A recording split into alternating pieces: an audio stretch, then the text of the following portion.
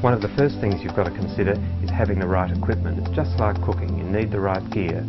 So I've got a little selection of goodies here, and to start off with you need a vacuum cleaner, a good quality sanding machine, a heat gun, masks and safety equipment, a good quality hat for the sun, some plastic bags, drop sheets, sanding discs, and across here tack cloths, terps, selection of varnishes, brushes, masking tapes, and of course packets of sandpaper of the various grades. Without this equipment you shouldn't even start, because if you haven't got the right gear you'll never do a good job. So let's have a look and see how we do it. Varnishing is a detailed skill, so if you check the article in the magazine you'll get a bigger spectrum of some of the things you need to know. But very basically, we've got a piece of timber and we want to get the old finish off. So our first thing is the heat gun and our scraper. And the process here is that we heat the varnish, soften it slightly, and then we pull the scraper away, removing the old varnish from there. To do so, you would wear a safety mask so that you're not breathing in the fumes, and if necessary, wear some safety goggles as well, and perhaps even earplugs if you're using equipment that makes a noise. So I'll make a start on this.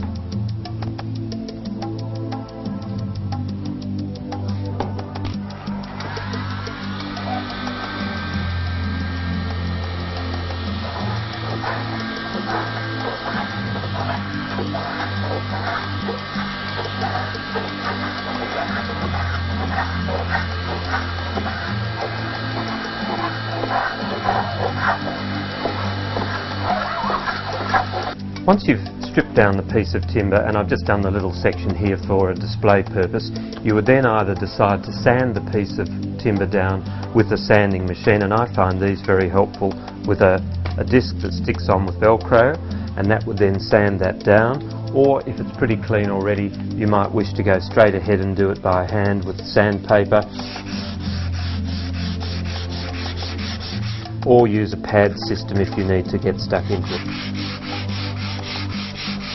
The object here is when the grain becomes clean, we go through various grades of sandpaper, starting with a coarse grit and down to a fine grit, to remove any scratches in the timber itself in order to achieve a perfect finish. We are putting on a clear coating, so don't forget the timber has to be absolutely perfect before you go past the sanding stage.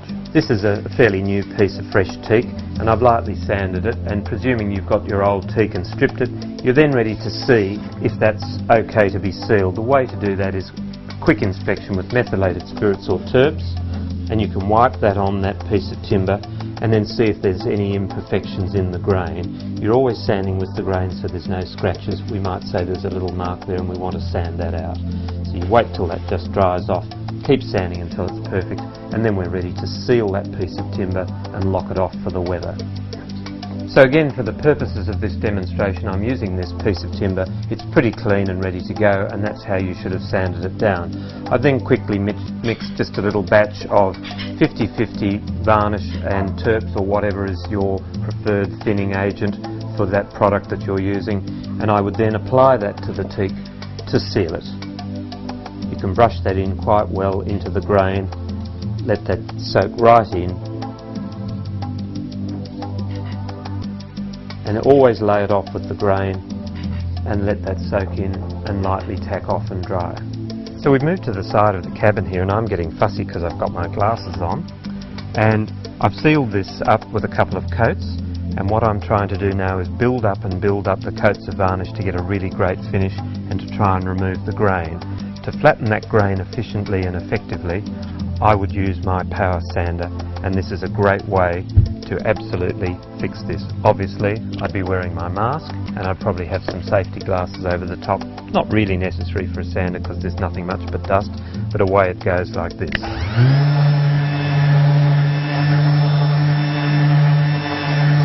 So after you've sanded the surface fairly flat with the machine, the best way is always to finish off with the grain with some sandpaper. I fold it in three, and I sand with the grain so that any scratches left by the machine are running with the grain, and the green scourer pad is just fantastic for getting in any grooves or on edges where you don't want to rub too much off.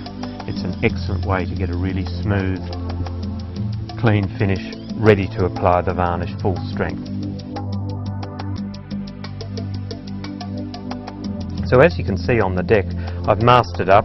I haven't cleaned it off completely because we're just going to do one little panel to show you something of the brushwork.